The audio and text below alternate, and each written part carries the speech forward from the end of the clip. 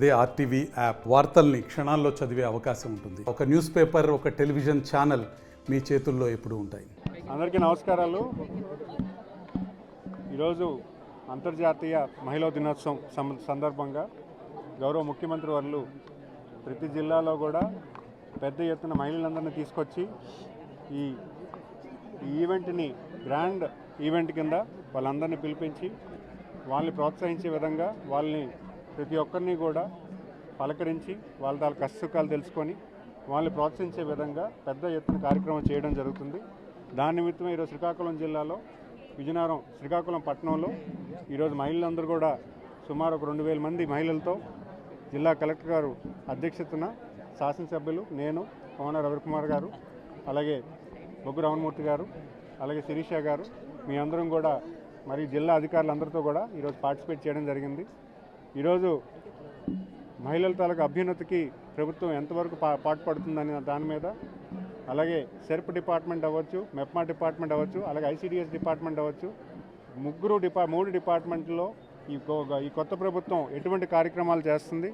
అలాగే పోలీస్ యంత్రాంగం కూడా మహిళా శక్తి అని చెప్పి ఒక పెద్ద లాంచింగ్ కూడా జరిగింది.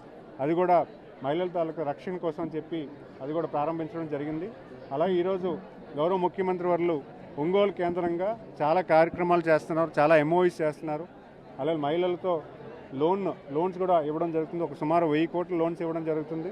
అలాగే 1000 మంది ఆంటర్ప్రినర్స్ కూడా ఈరోజు 1,00,000 మంది ఆంటర్ప్రినర్స్ కూడా మహిళలతో ఈరోజు ఇవ్వడం అనౌన్స్ చేయడం జరుగుతుంది. ఎందుకంటే ఈరోజు వెలుగు 2.0లో మహిళలకి ఆంటర్ప్రినర్షిప్ అంటే పారిశ్రామికత తీసుకురావడానికి గౌరవ ముఖ్యమంత్రి వర్యులు కొత్త ఆలోచన చేస్తున్నారు.